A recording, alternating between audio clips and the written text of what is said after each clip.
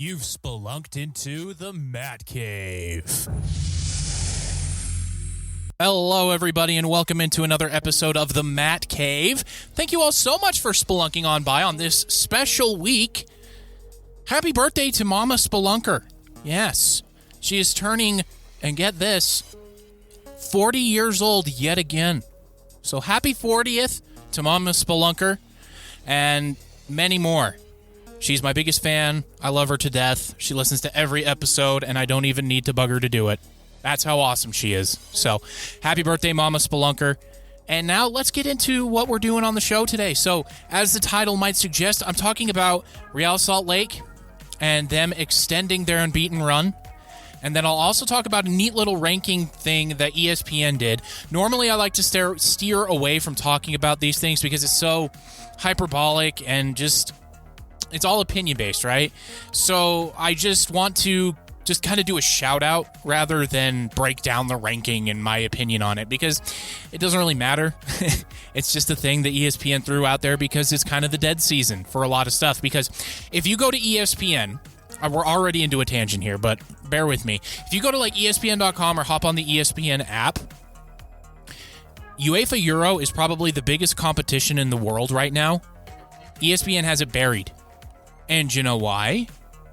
They didn't get broadcast rights for it, and so they're pouting, and they're burying it.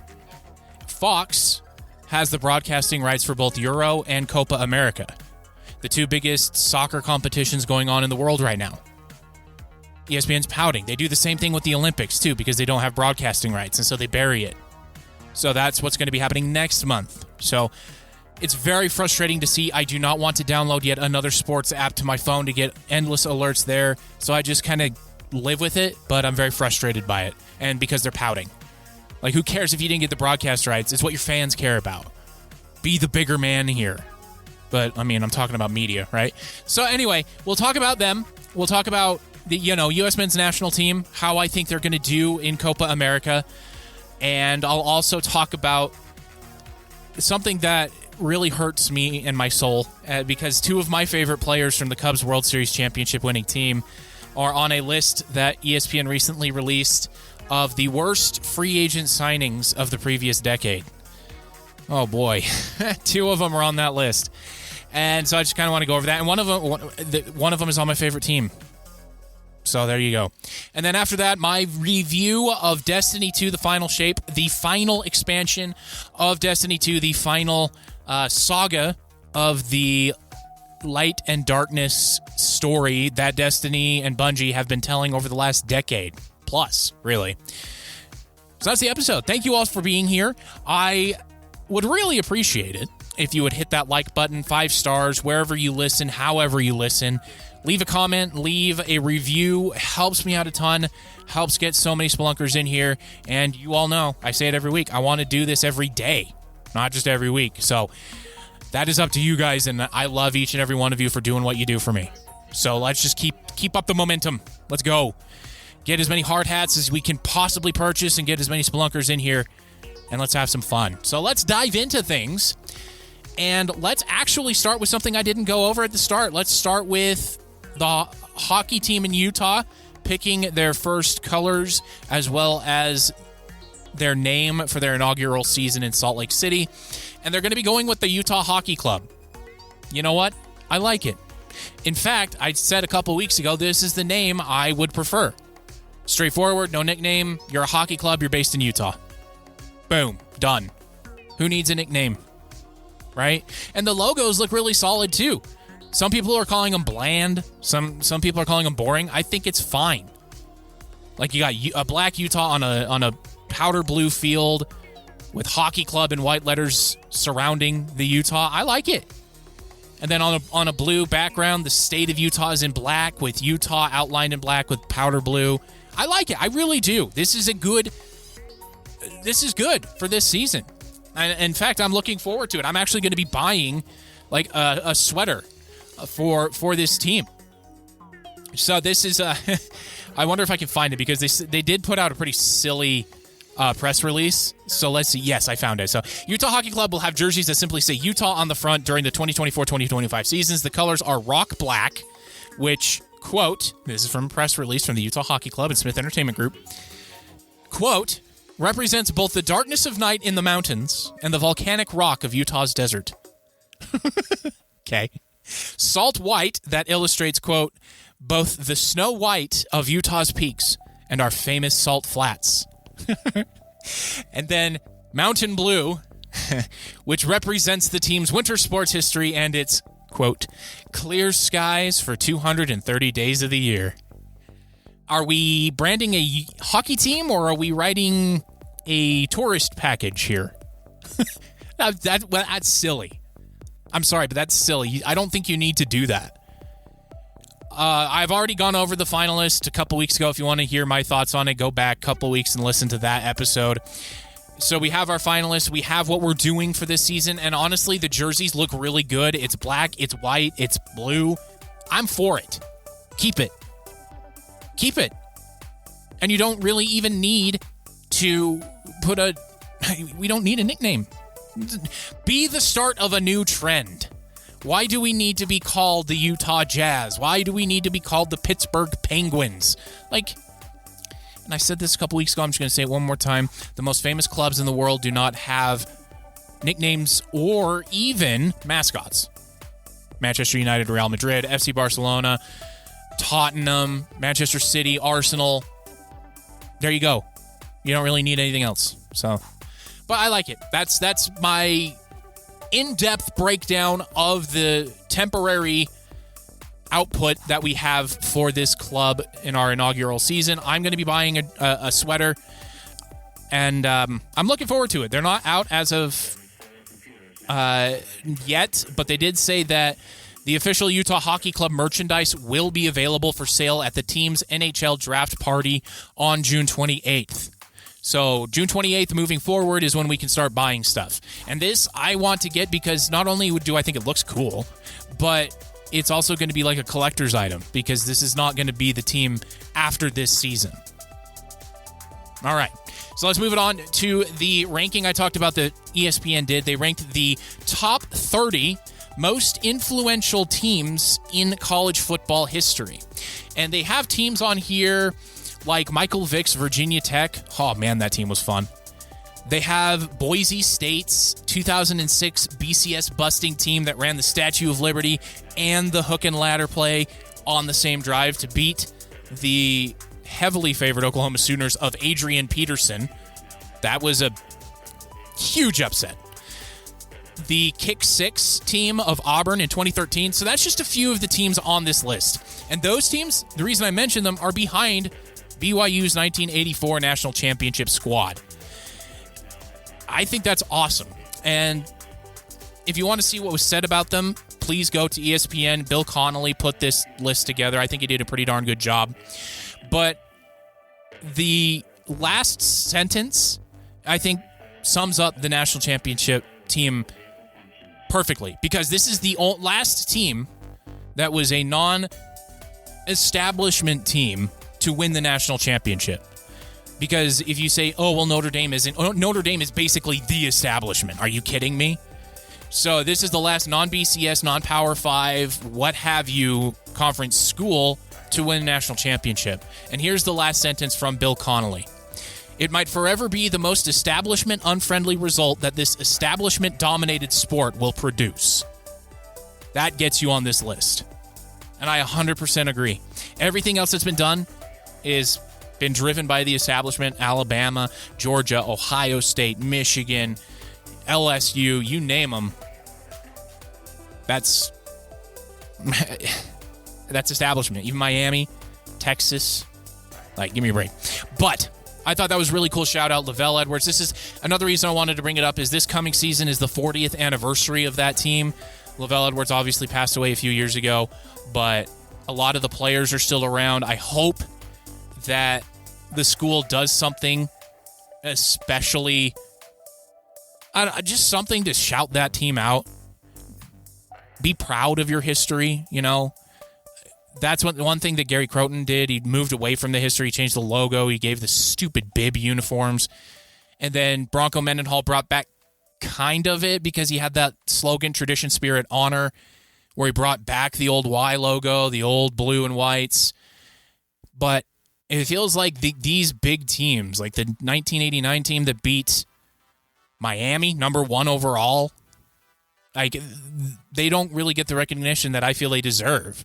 So I hope the school does something this season, whether it's like on homecoming night or it's opening night, or not even opening night, but opening game, they do something, just something to shout out this amazing team. Robbie Bosco was the quarterback. Just incredible. And I really want them to get the props that they deserve. And ESPN did a really good job. Number 19 out of the 30. That's pretty good. All right, so let's move it on to Real Salt Lake here. They returned to action after a week off, and they faced off against Montreal up north in the Great White North, against a Montreal team that is kind of going through it this season. They currently sit 12th in the Eastern Conference. 4 wins, 6 draws, 7 losses, and their goal differential is minus 12.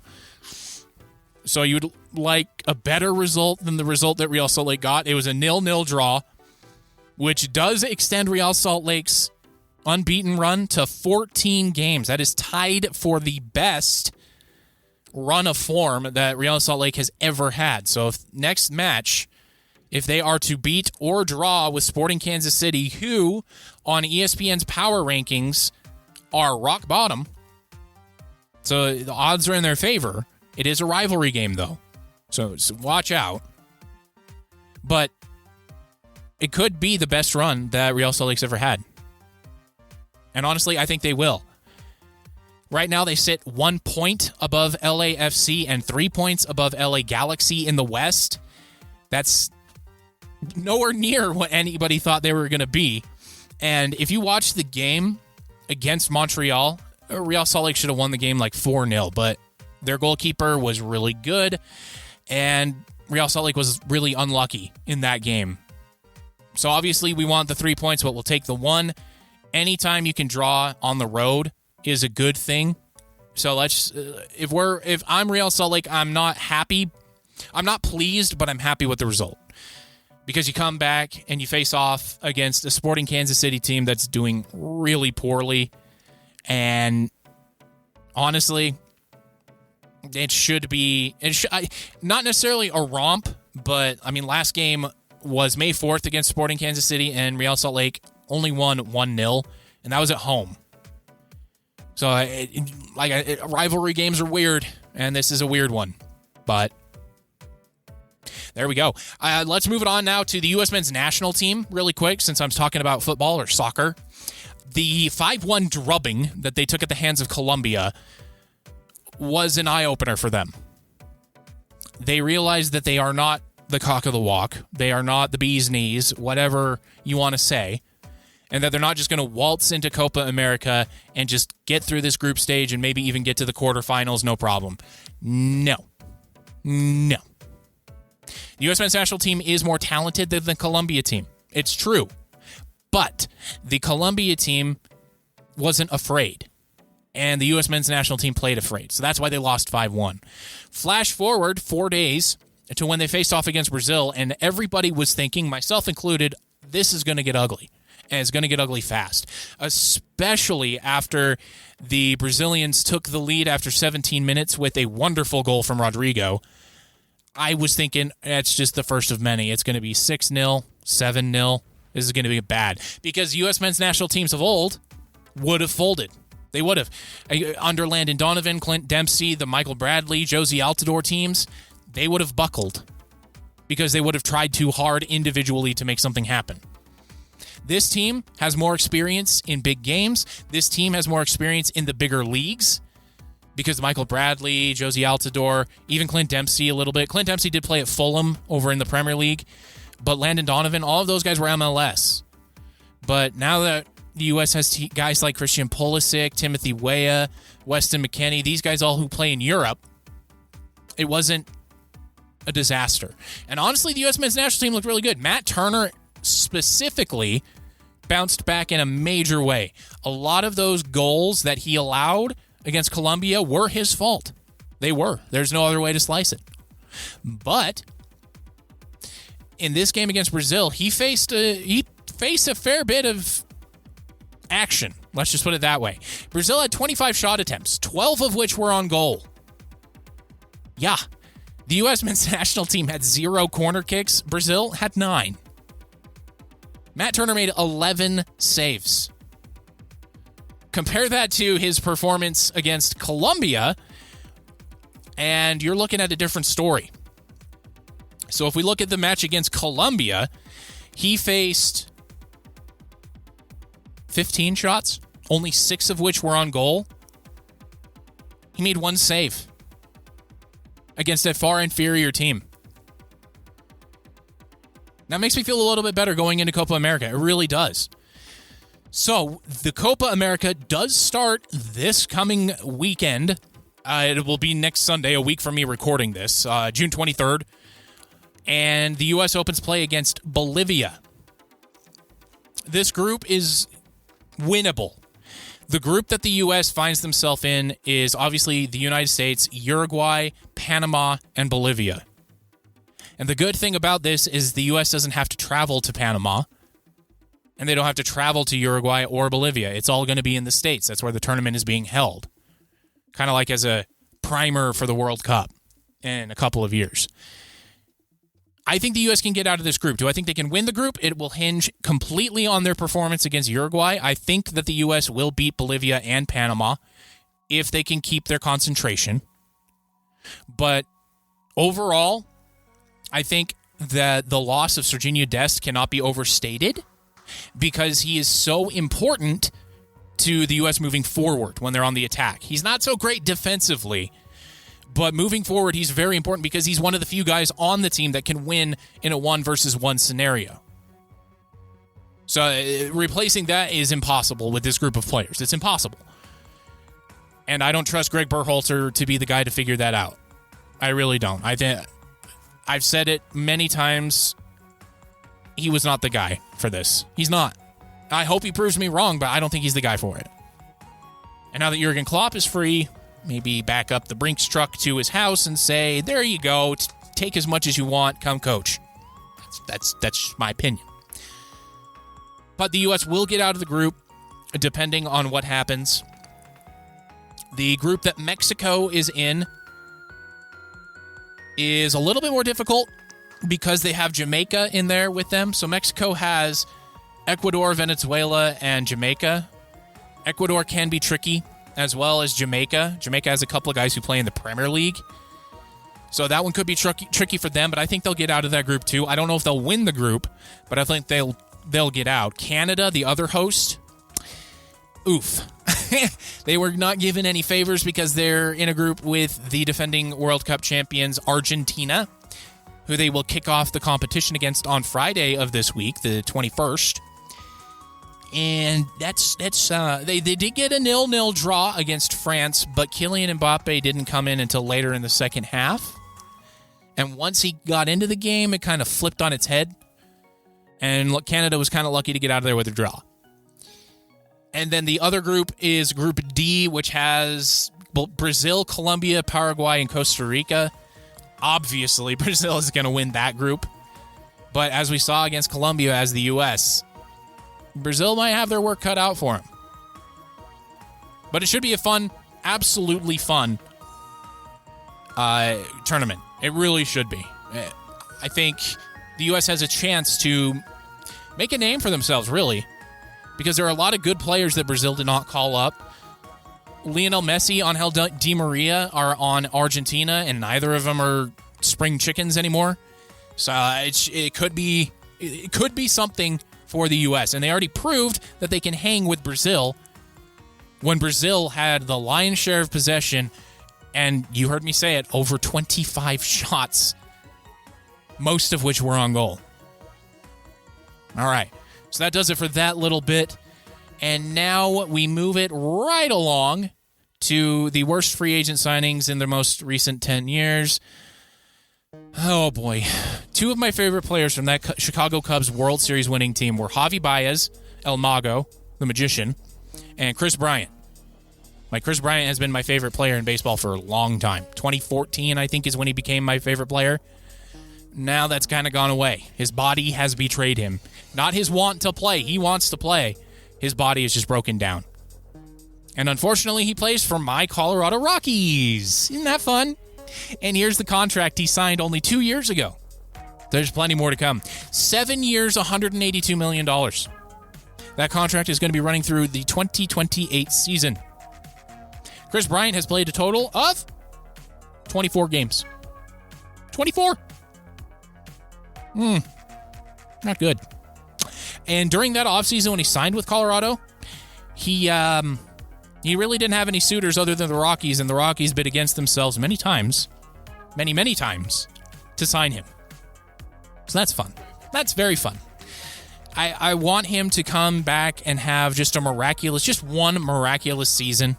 He says there's still plenty of talent left in that body, which I don't disagree with.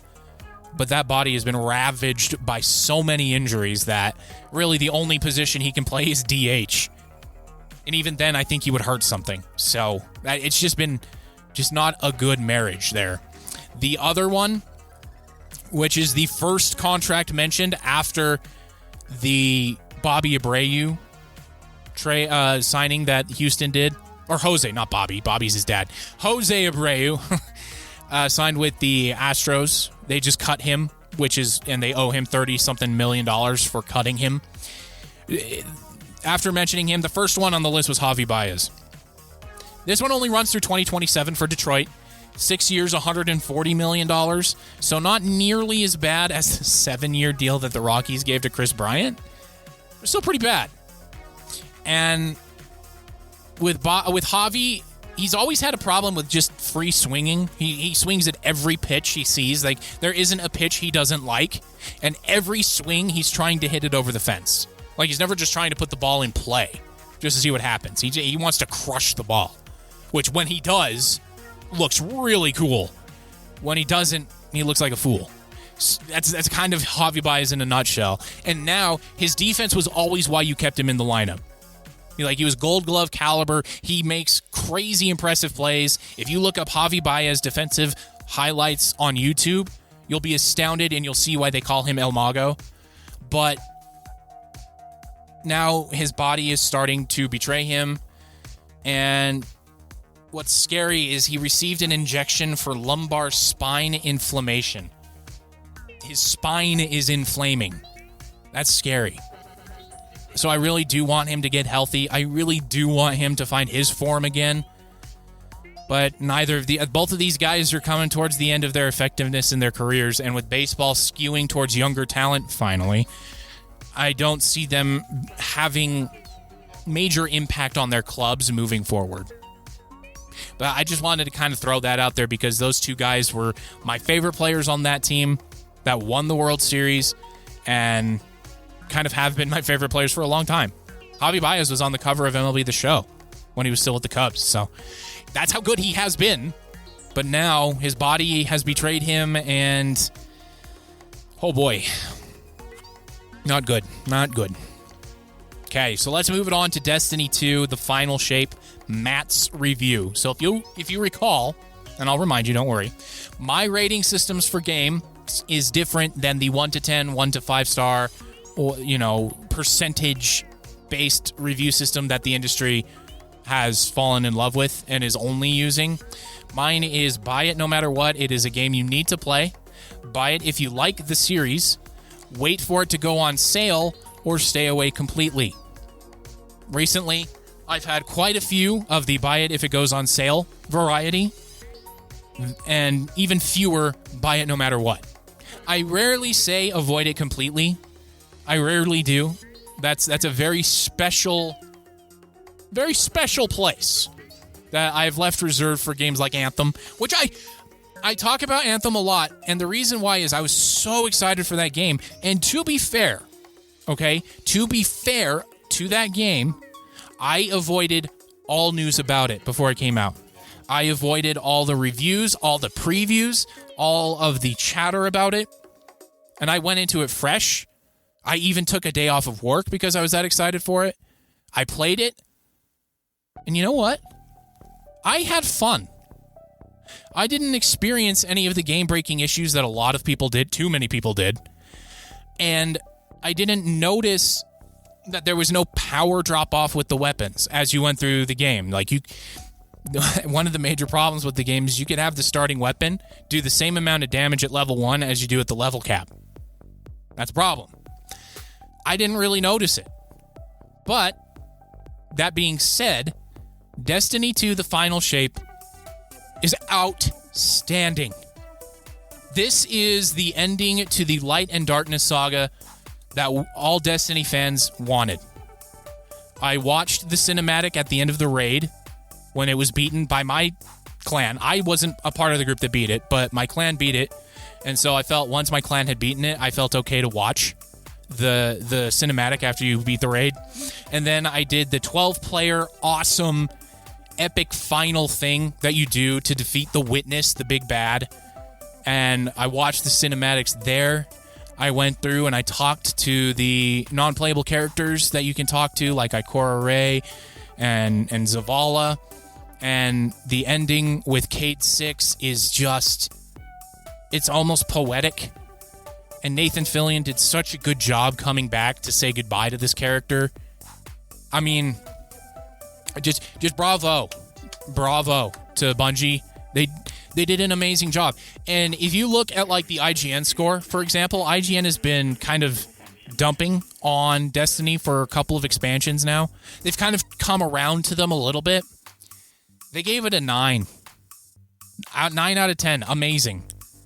So on my review scale, since it's different, and I do buy it no matter what, buy it if you like this.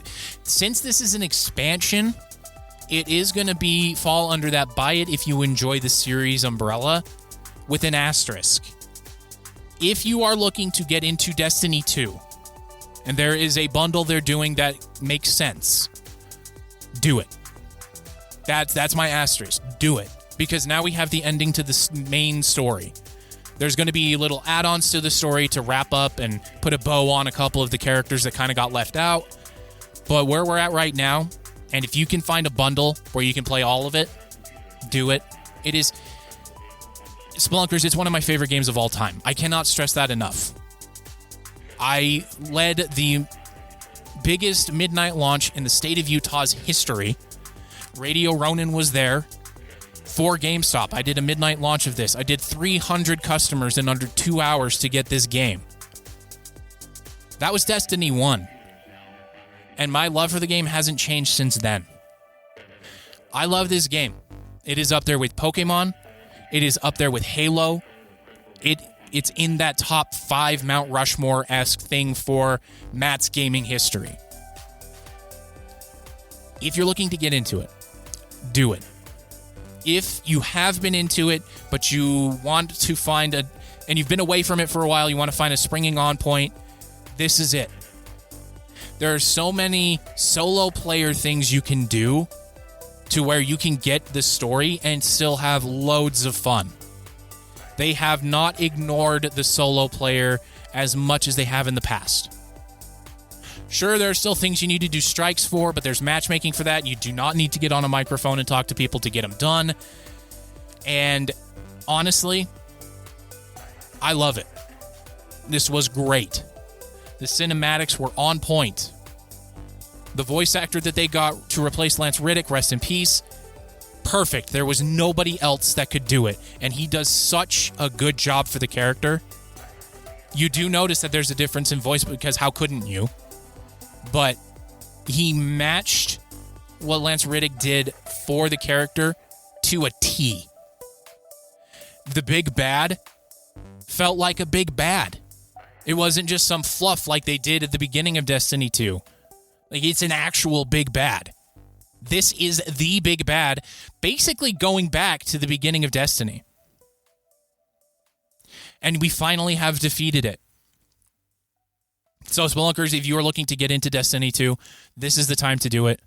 You have everything in front of you. I'm so jealous of you if you've never played it. And if you're looking to get back into it because a couple of the expansions have been less than stellar, this is the one to get back into. So please do it. Please do it. I cannot sing the praises of this game enough. All right, so that's the episode this week, everybody. Thank you all so much for listening. Again, a very, very, very happy 40th, birthday to my mother, Mama Spelunker. And I hope you all have a great and happy week, and I hope you can stay cool, because we're getting into summer now. For real. And thank you all so much for being here, and I will see you next week when we spelunk back into the Matt Cave.